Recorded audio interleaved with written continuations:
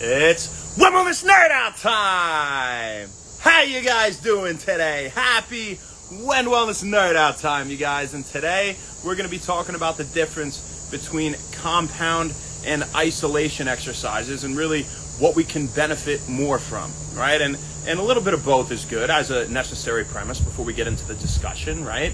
And we always like to switch it up so that we never plateau in our routine, right? But as a general rule, we do want to go more for those compound movements, all right? And we'll talk about why here in a second. But before we get into it, happy birthday, Tommy Dace. Happy birthday, man. This one's for you, my brother. I hope you're having a great day. Haven't seen you in a long time. You probably graduated from Palmer now. Proud of you for that.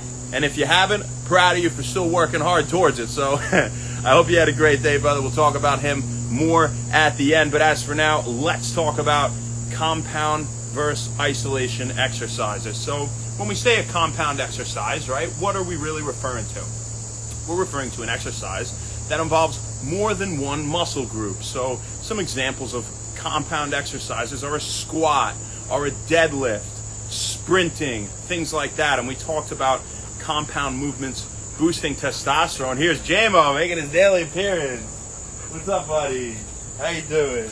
And we talked about how compound movements are more likely to boost testosterone than isolation movements. So there's one plus right there, right? Again, when we're using multiple muscle groups at once, those kind of full body exercises, all right? Other things we have that, are common misconceptions that they are isolation exercises that are actually, considered compound movements, at least to me, are things like weighted push-ups, right? Push-ups are just chest and tri. Well, there you go. That's two muscle groups right there. Okay, first. Second, if you're doing weighted push-ups, what's balancing you? Your core. It's like you're holding a plank the whole time.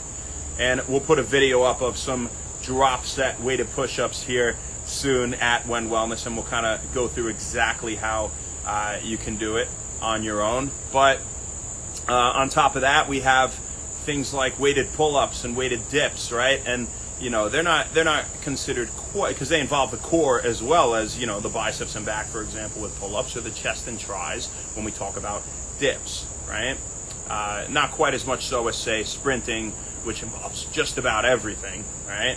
Sprints are phenomenal. We'll devote a whole day to talking about sprints or squats or deadlifts, right?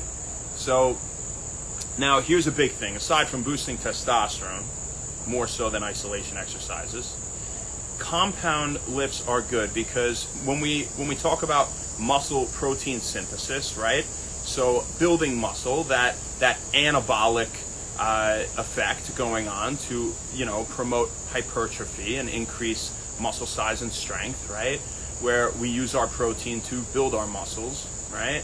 Well, that is at a maximum 24 hours after your workout, actually. It's a common misconception that you build the most muscle right after your workout, that your body is building everything then. But it actually increases up to 24 hours, again, after that workout. And at that point, we have muscle protein synthesis at a maximum, all right? And it slowly tapers off 36 hours after your workout, right? I should say up to 36 hours where, it's pretty much a minuscule amount of protein, muscle protein synthesis going on, right? So what does that mean?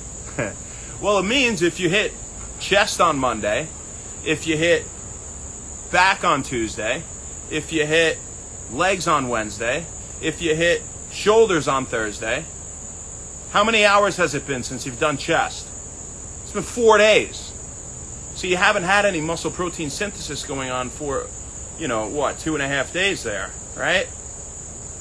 So doesn't it make more sense to say should I do everything in one day? Well, no, because you don't want to spread your efforts too far and too thin where you're not hitting one thing hard enough or effective enough to promote muscle growth or the gaining of lean muscle mass or, it just getting leaner in general, right? And so hitting, say, 3 different muscle groups could be great, all right? Even if you don't want to do those squats where it's a compound exercise in itself where it's hitting multiple muscle groups at once? Well, you could do, your biceps, you could do your back, and you could do your shoulders in one day. Well, now we have 3 different things, and we should devote what I think should be a minimum of 10 sets to each. I was getting a call there. Had to pause it, but we're back here. So again, it doesn't have to be that compound exercise in itself where you're hitting multiple muscle groups within one lift. You can hit 3 different things, right? But when you start to get to 4 or 5 different things, we're kind of spreading ourselves too thin. If you're going to do, and do you really have time to be there to do 10 good sets of all those different things? If you do, kudos to you. You got a lot more time than me. But, it's definitely something to be considered, that if we hit a few different things in one day, by the time we are at that 24 hours at a maximum muscle protein synthesis, and with tapers off at 36, we're ready to hit them all again, because the day before we hit 3 other muscle groups that, say we did some legs, we did some core, right, or chest, tries, and core, right? Then the next day you could hit legs, and there you go. You could do squats. That's a compound movement in itself. The next day you can roll it right back to what we did that first day, right, with the buys back, and whatever the third thing we said was. It's not as important. I think it was shoulders.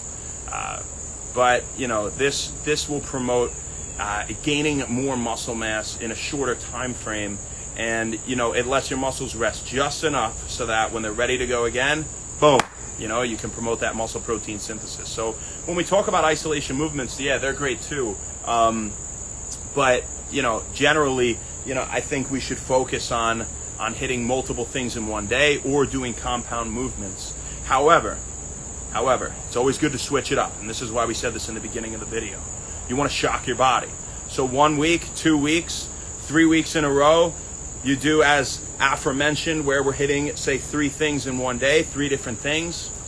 And then that next week, go ahead, devote a whole day to back. Just crush it. It will shock your body. And it is worth shocking it to sacrifice doing compound movements that one day. All right? And you can still have a couple days in that week where you're doing compound exercises, right, to get those benefits. But it's good to be switching it up so that we do not plateau. And it doesn't mean switching up just our exercises. It means switching up how we exercise as well. And that's something that is commonly overlooked. All right, so that's what we got for you today. Before we go, we're going to say hi to a couple people. Sammy, what's up, baby? I'll talk to you in like 5 minutes, all right? Love you, man. Thanks for hopping on. Hope you had a great workout. Anna Musanima, thanks for hopping on, all right? I hope you got something out of it. So what we got to say before we go is happy birthday, Tommy Days. Happy birthday, my brother. I hope it was a good one. You're a great guy, man. You're always smiling. You're always smiling. Every time I'd see you in the gym, 1, you were working hard. 2, you were smiling, and 3, you were doing the Palmer curriculum, and that program is rigorous on top of it. And to have that good energy all the time while putting yourself through that, well, kudos to you, my fine feathered friend. Not many people can say that. Usually, you see a lot of people at Palmer, they're like, "How you doing?" They got nothing left to give in terms of positive energy, anything. But, you're doing great. I hope that you're doing well in practice. If you've graduated already, I'm sure you have.